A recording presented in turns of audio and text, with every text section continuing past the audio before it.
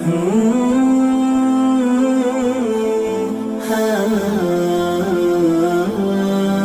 alamin, wassalatu wassalamu ala ashrafil mursalin, nabiyyina wa maulana Muhammadin wa ala alihi wa sahbihi ajma'in.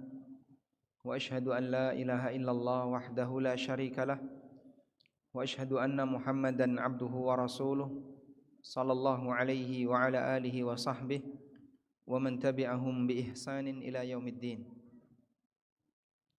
Alhamdulillah, puji syukur kita haturkan kehadirat Allah Azza wa Jalla. Di kesempatan siang hari ini kembali kita melanjutkan kajian rutin dengan membaca kitab Bulughul Maram karya Al-Hafidz Ibnu Hajar Al-Asqalani, dan insyaallah kita masih membaca hadis berkaitan dengan bab masalah salat jamaah. Hadis yang akan kita baca adalah hadis dari Jabir bin Abdullah radhiyallahu anhuma tentang peristiwa yang pernah dialami oleh sahabat Mu'adz bin Jabal radhiyallahu anhu. An Jabir bin Abdullah radhiyallahu anhuma qala shalla Mu'adzun bi ashabihi al-isha'a fatawwala 'alaihim faqala an-nabiy sallallahu alaihi wasallam aturiduna an takuna ya Mu'adzu fattanan idza amamta an-nasa faqra bi wasyamsi wa duhaha wasabbih isma rabbikal a'la waqra bismi rabbikal ladzi khalaq wal laili idza saja muttafaqun alaih wal lafdhu li muslimin. Suatu ketika Mu'adz bin Jabal mengimami para jamaah di musolanya untuk salat Isya. Fatawwala alaihim, lalu Mu'adz membaca dengan bacaan yang sangat panjang. Faqala an-nabiy sallallahu alaihi wasallam, kemudian Nabi sallallahu alaihi wasallam mengingatkan Mu'adz sampai makmumnya itu protes. Aturidu an takuna fattanan ya Mu'adz? Apakah kau ingin menyebarkan fitnah, ingin bikin kisruh wahai Mu'adz? Idza amamta, kalau kamu jadi imam, faqra, maka bacalah wasyamsi wa duhaha, sabbih isma rabbikal a'la, iqra bismi rabbikal ladzi khalaq, atau wal laili idza yaghsha. Muttafaqun alaih, hadis riwayat Bukhari Muslim. Sedikit pelajaran berkaitan dengan bagaimana cara Nabi sallallahu alaihi wasallam menamakan surat. Rasulullah sallallahu alaihi wasallam memberi nama surat itu dengan ayat pertama. Seringkali beliau menyebutkan baca wal laili idza yaghsha, baca iqra bismi rabbikal ladzi khalaq. Surat apa? Surat wasyamsi wa duhaha. Maka kalau ada orang misalnya ditanya, Anda hafal surat apa? Oh, saya hafal surat Kulhu. Kok nyebutnya surat Kulhu, Thomas? Harusnya nyebutnya surat Al-Ikhlas. Apa salahnya dia ngasih nama surat Kulhu? Karena Nabi Muhammad SAW sendiri memberi nama dengan ayat pertama. Dan bahkan beliau pernah mengatakan Qul huwallahu ahad ta'dilu thulutsal Qur'an. Qul huwallahu ahad itu senilai dengan sepertiga Al-Qur'an. Beliau tidak menyebut surat Al-Ikhlas senilai sepertiga Qur'an, tapi yang beliau sampaikan Qul huwallahu ahad ta'dilu thulutsal Qur'an. Sehingga tidak salah ketika ada orang mengatakan surat idza jaa, surat tabat yada, surat qul huwallahu ahad, surat qul ya ayyuhal kafirun, atau surat apa lagi? Misalnya surat qul a'udzu birabbin nas, dan seterusnya. Karena terkadang dan bahkan seringnya Nabi sallallahu alaihi wasallam memberi nama surat dengan menyebut bagian awal ayat pertama dari surat itu. Sehingga kalau ketemu orang seperti ini tidak perlu dikomentari, belum pernah ngaji ya Mas, kamu masih katrok ya. Tidak perlu dikomentari demikian ya. Karena penamaan surat dengan menyebut ayat pertama ini termasuk di antara penamaan yang benar.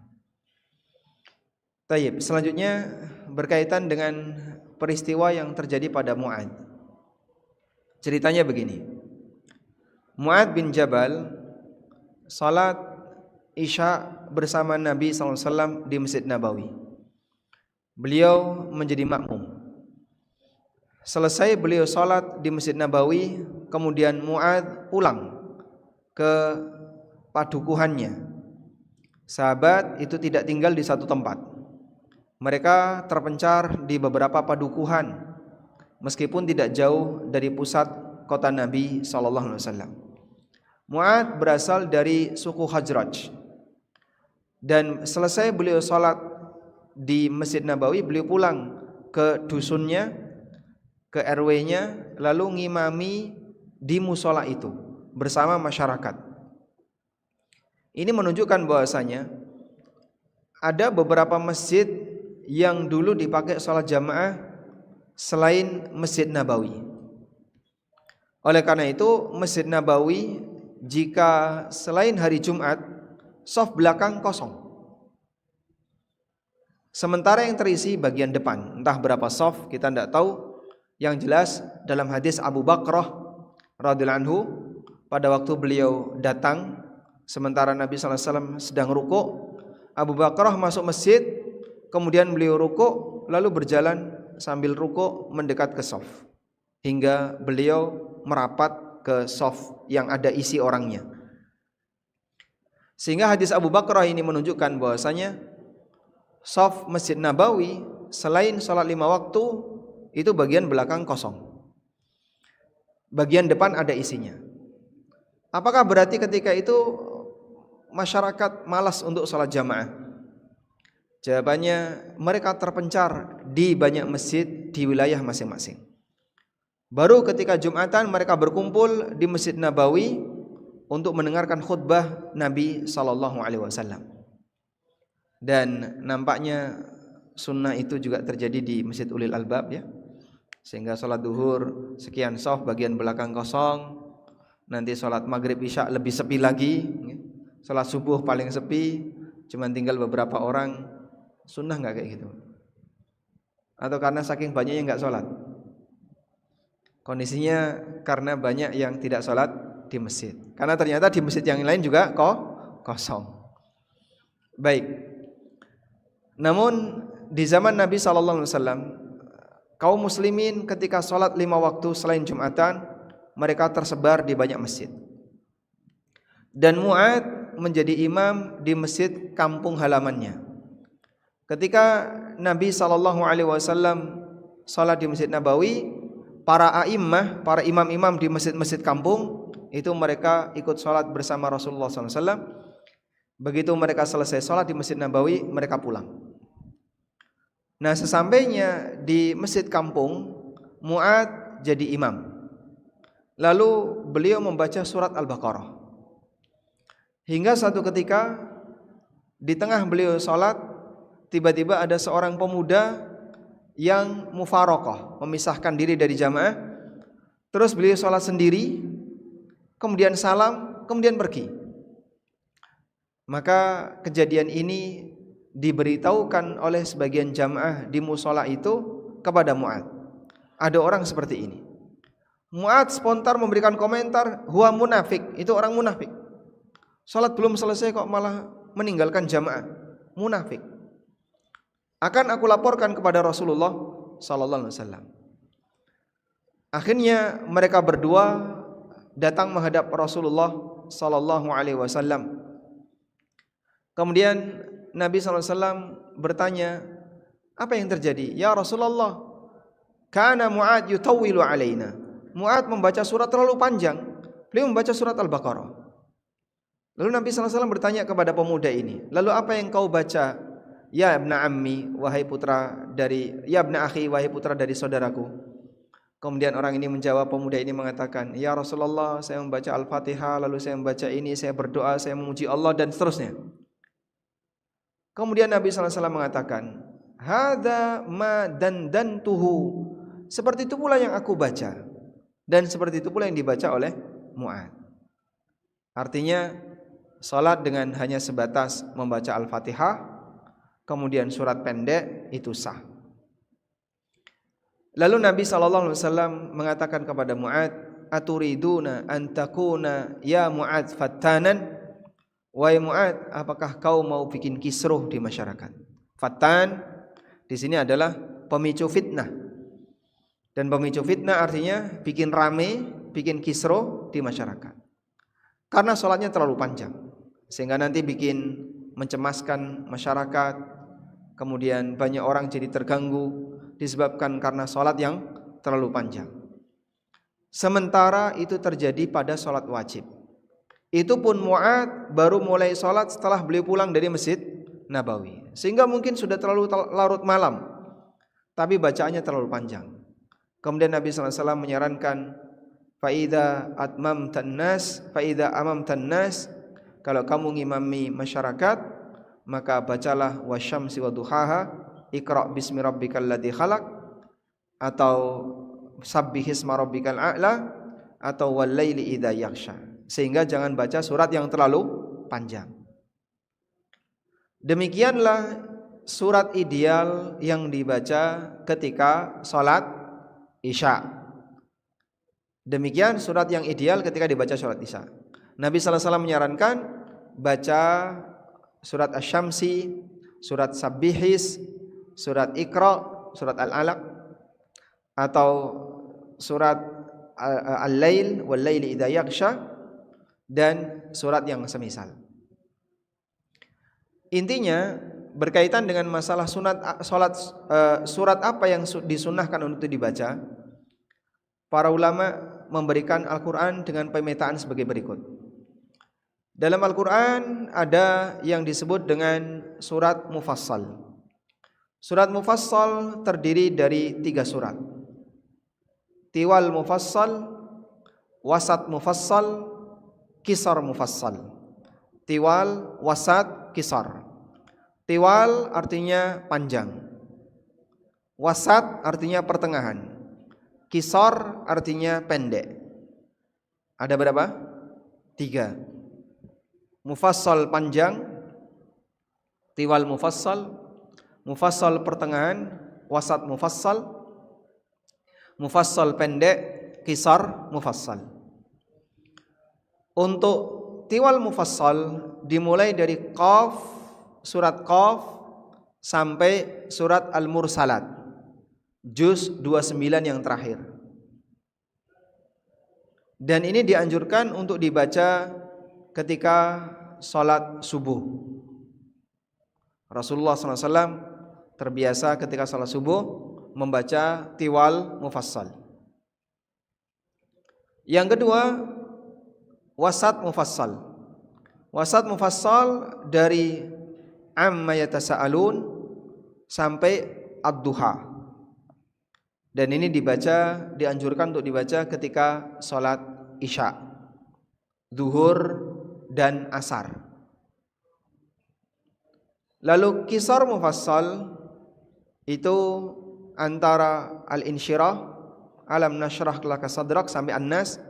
Ini umumnya dibaca ketika sholat maghrib. Dari pemetaan ini, maka ketika orang sesuai, insyaallah sesuai sunnah, faqad asabat sunnah. Demikianlah pembagian al-mufassal yang ada dalam Al-Quran. Tayyib. Dari sini kita bisa lihat bahwasanya salat Isya itu sebenarnya kurang lebih sama panjangnya dengan duhur dan asar. Cuman kebiasaan di masyarakat kita, salat duhur dan asar itu pendek, sehingga itu jadi budaya. Akhirnya sunnah memanjangkan 2 rakaat pertama salat duhur, 2 rakaat pertama salat asar jadi hilang. Padahal dulu sebagian di antara sahabat ketika mereka salat asar, Nabi SAW ngimami salat asar. Lalu ada sahabat yang ikut, kemudian dia ingin buang hajat.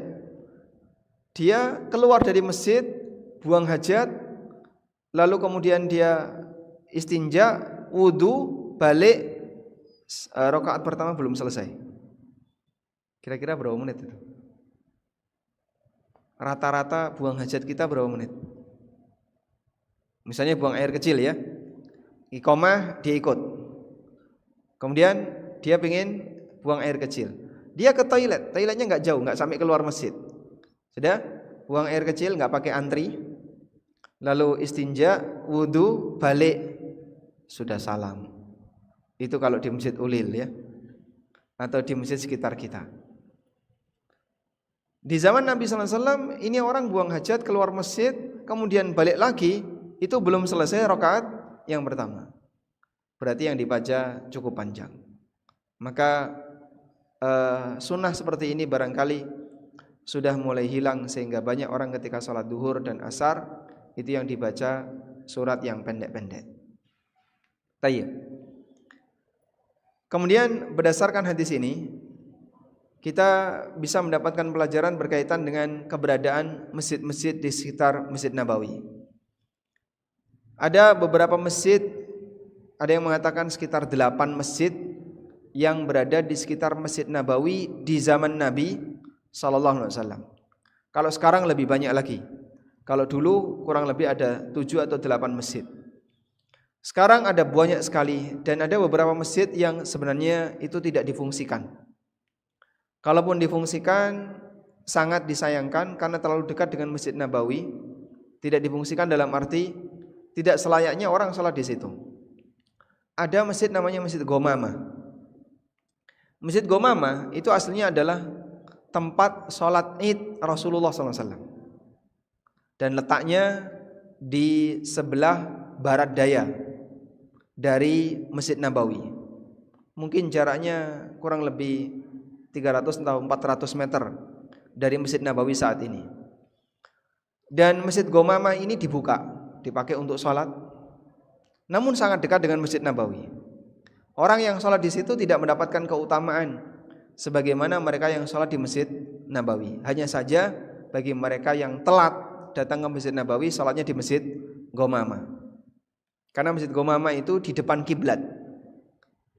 Jadi kalau kiblat ini masjid kita, Masjid Gomama di sebelah kanan, di sebelah kanan depan.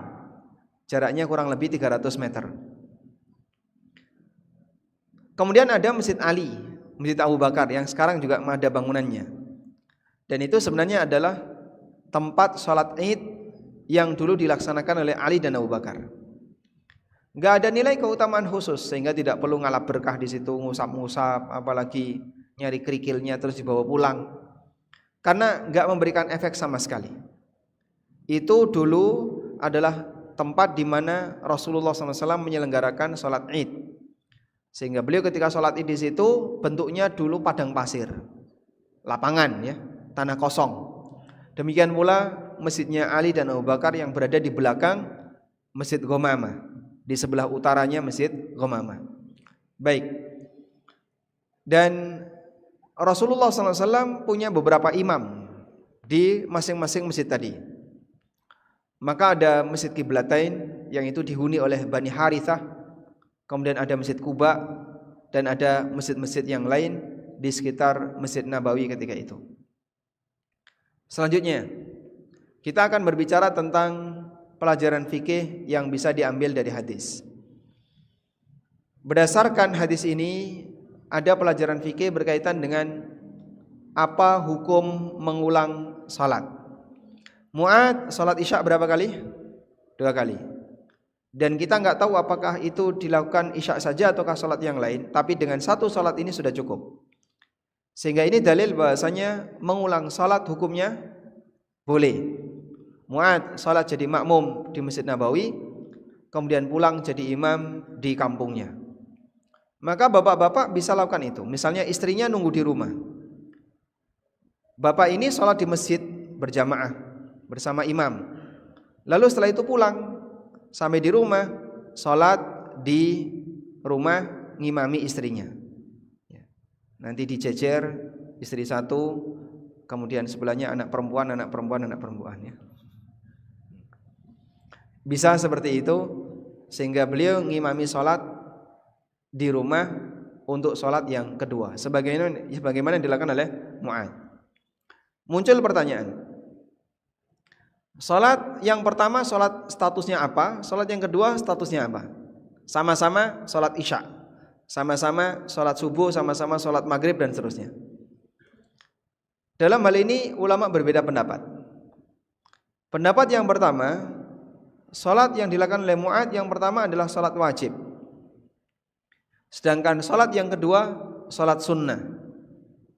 Sehingga Mu'adz salat 2 kali, pertama wajib, yang kedua sunnah. Untuk yang kedua ini Mu'adz bin Jabal jadi imam, sementara makmumnya salat wajib. Maka ini jadi dalil jawazu iqtida'il muftarid bil muntafil. Bolehnya orang yang salat wajib bermakmum di belakang orang yang salat sunnah. Karena Mu'adz salat sunnah sementara makmumnya salat wajib. Waqad haka Ibnul Mundhir hadzal qaula an Atha wa Tawus wal Auza'i. Ibnul Mundhir menyebutkan bahwa ini merupakan pendapat Atha, pendapat Tawus dan pendapat Al-Auza'i. Wa huwa qaulu Syafi'i wa ashabihi. Dan ini merupakan pendapat Imam Syafi'i dan para ulama Syafi'iyah, pendapat Imam Ahmad dalam salah satu riwayat, dan pendapat yang dinilai lebih kuat oleh Ibnu Qudamah, serta pendapat yang dinilai lebih kuat oleh Ibnu Taimiyah. Baik, ini pendapat yang pertama. Sehingga dalam kesempatan itu Mu'adz salat di Masjid Nabawi salat wajib, lalu beliau pulang untuk melaksanakan salat sunnah. Salat kedua statusnya sunnah, jadi imam. Wa dhahaba akharun, sementara ulama yang lain berpendapat bahwa praktek seperti ini tidak boleh. Tidak boleh salat sunnah, orang yang salat sunnah ngimami salat wajib. Dan Ibnul Mundhir mengatakan ini merupakan pendapat sebagian ulama salaf, dan disebutkan oleh Abdul Razak dalam musannafnya beberapa pendapat itu. Dan ini merupakan pendapat Hanafiyah, Malikiyah, pendapat Imam Ahmad menurut riwayat yang masyhur dari beliau, dan yang dipilih oleh mayoritas ulama Hambali. Sehingga dalam hal ini ulama beda pendapat. Pendapat yang kedua ini berdalil bahwa imam dan makmum harus punya keseragaman, termasuk dalam niat. Maka kalau imamnya salat wajib, makmumnya salat wajib, dan demikian pula sebaliknya. Sehingga dalam hal ini imam tidak boleh, atau orang tidak boleh ngimami salat wajib sementara dia salat sunnah. Dan wallahu alam, insyaallah pendapat yang lebih mendekati adalah pendapat yang mengatakan bolehnya orang salat sunnah ngimami salat wajib. Sebagaimana misalnya Anda selesai sholat duhur, kemudian sholat ba'diyah, lalu ada makmum yang masbuk belum sholat, nepuk Anda dari belakang, jadi makmumnya, boleh atau tidak? Boleh, nggak perlu diusir ya, ora usah aja melu kene, lunga. Aku sholat sunnah, pilih ngomong, nggak bisa, nggak mungkin. Biarkan saja dia jadi makmum kita, sehingga dalam posisi ini dia bisa jadi makmum ketika kita sholat sunnah. Meskipun dia orang yang masbuk tadi jadi makmum sholat wajib, dia melaksanakan sholat duhur karena dia baru datang belum duhur. Dan insya Allah pendapat inilah yang lebih mendekati berdasarkan keterangan dari Jabir bin Abdullah radhiyallahu anhu. Beliau mengatakan wahiya lahu tatawwu wa lahum maktubatul isya. Salat yang dilakukan oleh Mu'adz adalah salat sunnah, sementara apa yang dilakukan oleh makmumnya adalah salat isya yang wajib. Wallahu alam. Selanjutnya, berdasarkan hadis dan kisah Mu'adz tadi, dibolehkan adanya mufaraqah, meninggalkan jamaah karena imamnya enggak benar. Imam enggak benar itu ada dua. Satu, imam enggak benar yang menyebabkan sholatnya batal. Imam enggak benar yang sholatnya batal ada dua keadaan. Pertama, imamnya keluar dari Islam. Kok bisa Pak? Contohnya dukun jadi imam ya. Sehingga misalnya kita sedang sholat, sudah takbiratul ihram bersama imam, tiba-tiba lihat imam, loh kok imamnya Pak ini kan senengannya nyantet itu. Wah, dukun dia. Maka kita langsung mufaraqah. Saya baru tahu kalau imamnya dia. Maka kita mufaraqah. Baru mengenal suaranya atau misalnya mengenal gerakannya. Loh, kok Pak ini yang jadi imam? Akhirnya kita mufaraqah. Sebab imamnya tidak memenuhi syarat karena akidahnya rusak. Ada di salah satu masjid dekat dengan pondok tertentu, nggak perlu kita sebutkan namanya, sensitif, yang imamnya itu dukun ya, meskipun kadang dia nggak sholat di masjid, kadang dia sholat di masjid. Dia tinggal ngontrak di dekat masjid itu dan melakukan praktek perdukunan ya. Nah satu ketika kalau dia datang ke masjid itu dia jadi imam, maka kita dikasih peringatan kalau nanti yang imam orang ini harus ngulang sholat.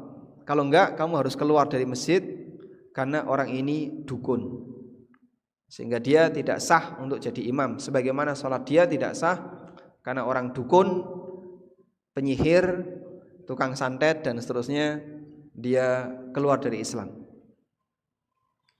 Yang kedua, imam yang rusak sholatnya karena tidak memenuhi ketentuan rukun. Misalnya terlalu cepat, tidak tumaknina, sehingga rukuk belum sempurna. Allahu akbar, Allahu akbar, sami Allahu liman hamidah, Allahu akbar, Allahu akbar, Allah, kayak senam gitu ya. Nah kalau kayak gini harus mufaraqah, karena dia apa? Tidak tumaknina. Atau bacaan Fatihahnya salah. Kalau bacaan Fatihahnya salah, maka makmum juga harus mufaraqah. Sehingga mufaraqah jenis yang pertama ini mufaraqah karena imamnya batal salatnya, baik karena status dirinya non muslim karena dukun, atau dia rusak salatnya karena tidak memenuhi rukun seperti tidak tumaknina atau tidak membaca Al-Fatihah. Yang kedua, orang yang salatnya bermasalah karena menyalahi aturan. Contoh ya, contohnya dia jadi imam terlalu panjang, salat maghrib baca surat Al-Kahfi, gak pedot-pedot. Atau salat tadi Mu'ad, salat Isya baca surat Al-Baqarah, gak putus-putus tuh salat Al-Baqarah, terlalu lama. Maka makmum boleh mufaraqah karena imam menyalahi aturan. Baik, bukankah Nabi SAW pernah sholat dengan membaca surat Al-Baqarah, An-Nisa dan Ali Imran dalam satu rakaat? Jawabannya betul. Tapi kenapa Mu'ad dilarang? Berbeda sholatnya. Mu'ad itu sholat apa? Wajib. Sedangkan Nabi SAW sholat sunnah. Maka kalau sholat wajib, imam perhatian kepada makmum. Sedangkan kalau sholat sunnah sakarepmu. Karena sholat sunnah itu tidak mewajibkan orang lain. Bapak mau ikut silahkan, gak ikut silahkan. Saya mau sholat sunnah panjang, jenengan derek monggo, mau ikut silahkan, gak ikut juga silahkan. Sehingga kalau ada imam yang sholat tarawih panjang, tidak bisa disalahkan. Kenapa Pak? Nah kan sholat tarawih itu pilihan. Mau ikut silahkan, gak ikut juga silahkan. Tapi di tempat kita tidak demikian. Imam kok sholat tarawih mocone panjang, jadi bahan gerenengan. Akhirnya diapain? Diganti. Sesuk aja diundang meneh, kedawan. Padahal kalau sholat tarawih qiyamul lail Ramadan kalau bisa panjang. Edukasi di masyarakat kita, sholat tarawih itu pokoknya harus cepat, harus cepat, harus cepat. Ini keliru ya. Seharusnya kita edukasi mereka, buat panjang. Ayo latihan panjang. Sudahlah sabar-sabar latihan panjang. Misalnya ya minimal 1 rakaat 1 muka, syukur bisa 2 muka, 10 ayat per 1 rakaat, sehingga 11 rakaat dapat 110 ayat atau minimal 100 ayat. Dan orang yang melakukan qiyamul lail 100 ayat lam yuktab minal ghafilin, maka dia tidak akan tercatat sebagai orang yang lalai. Itu keutamaannya. Sehingga imam baca per rakaat 10 ayat, 10 ayat, 10 ayat. Saya coba seperti itu, ternyata digrenengi karo makmum. Padahal uji coba ya. 10 ayat per rakaat. Itu ya makmumnya wis wah gak betah-betah gitu. Pengennya kapan rampung. Nah, maka kalau untuk sholat sunnah silahkan, orang punya kebebasan, mau panjang silahkan, pendek silahkan. Dan orang punya kebebasan antara ikut dan tidak ikut. Dulu para sahabat dikasih panjang seneng, orang di tempat kita dikasih panjang grundel. Kemudian untuk sholat isya maka bacalah wasat mufassal seperti yang tadi kita sampaikan. Sehingga dengan membaca wasat mufassal sesuai dengan praktek yang disarankan oleh Nabi sallallahu alaihi wasallam. Kemudian hadis ini juga dalil bolehnya mengoreksi orang yang dia melakukan sesuatu tapi kita nggak tahu alasannya. Jadinya kita ngoreksi alasan. Pengen lihat alasan. Loh, kamu melakukan seperti ini kan kenapa? Kamu kenapa? Sebab satu perbuatan yang sama bisa bernilai berbeda ketika alasannya beda. Mu'ad menilai orang yang mufaraqah tadi, beliau sebut munafik.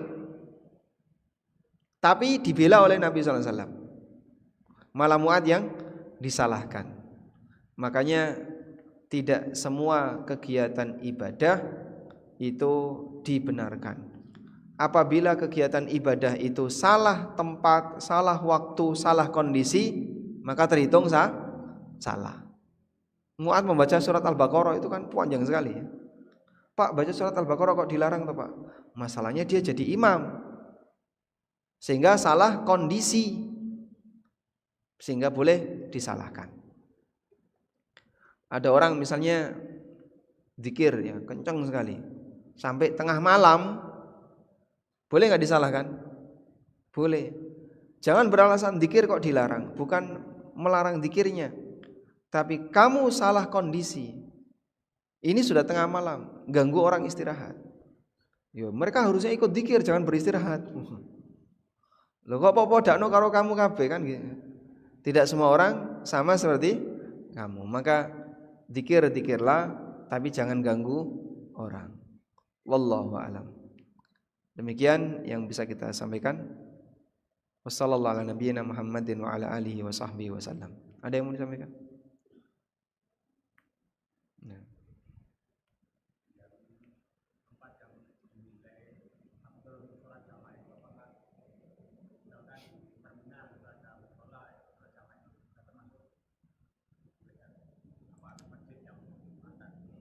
Baik. Tempat yang paling afdal untuk sholat jamaah, apakah harus masjid yang dipakai Jumatan? Tidak harus. Orang boleh sholat jamaah di masjid yang tidak dipakai Jumatan. Masjid dibagi menjadi 3 ya. Yang pertama masjid jami'. Masjid jami' itu masjid yang dipakai Jumatan. Yang kedua masjid jamaah. Masjid jamaah itu tidak dipakai Jumatan. Yang ketiga Masjidul Bait, masjid rumah. Itu masjid yang hanya bisa diakses oleh orang tertentu saja, baik di dalam maupun di luar rumah. Ya contoh di tempat kita ya musola rumah. Dah. Masjid jami' itu untuk Jumatan, masjid jamaah itu tidak dipakai Jumatan, tapi sholat 5 waktu. Kita menyebutnya musola. Kemudian ada Masjidul Bait, dan ini dipakai untuk musola rumah. Salat di 3 masjid ini urutannya adalah masjid jami' yang paling afdal. Karena paling banyak jumlah jamaahnya. Kemudian masjid jamaah bagi laki-laki di dua ini. Masjid terminal itu apa? Masjid jamaah. Masjid bandara, masjid jamaah. Dia khusus untuk masjid, untuk sholat, tapi tidak dipakai Jumatan.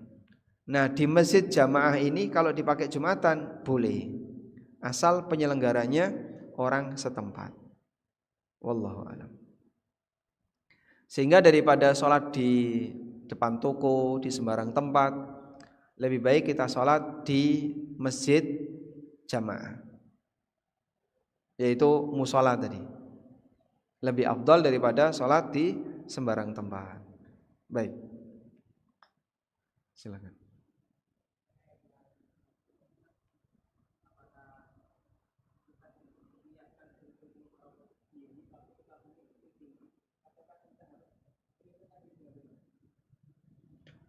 Bagi orang yang mufarokoh, apakah cukup niatnya saja ataukah harus memisahkan diri dari imam? Yang benar dia harus memisahkan diri. Karena kalau dia tetap di situ memutus shaf, maka dia pisahkan diri, terus sholat sendiri terpisah. Dan pemuda yang punya masalah dengan mu'ad tadi, beliau memisahkan diri lalu sholat sendiri. Sehingga yang Anda bisa lakukan adalah memisahkan diri, sholat sendiri, kemudian salam.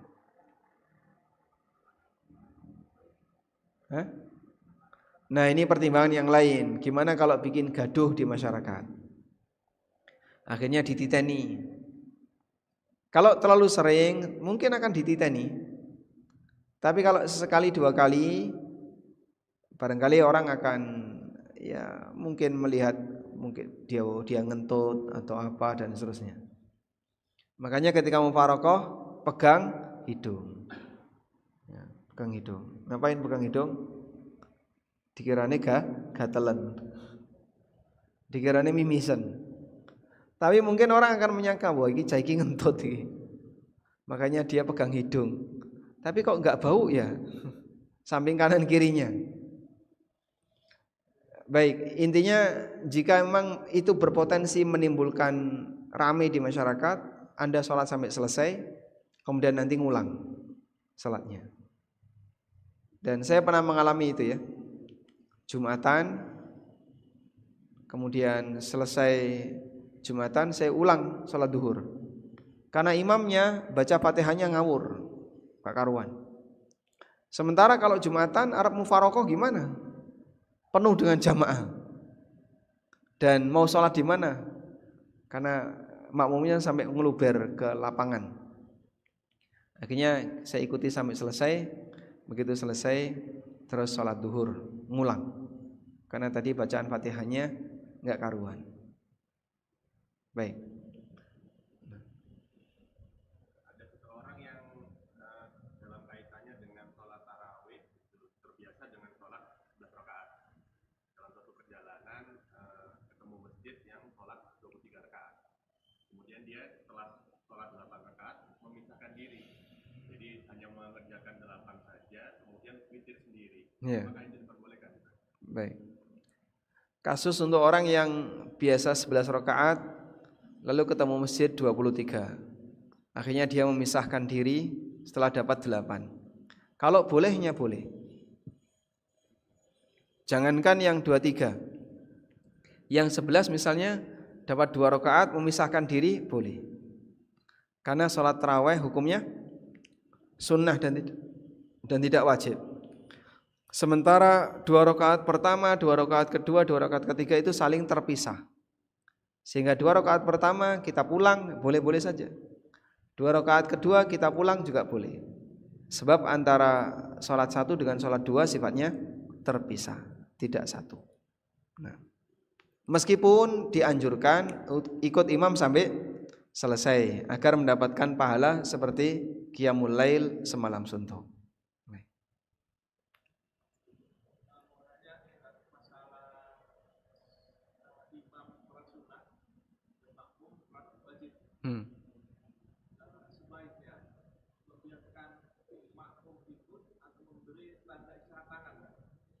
Tanda isyarat suruh apa? Suruh duduk. Enggak.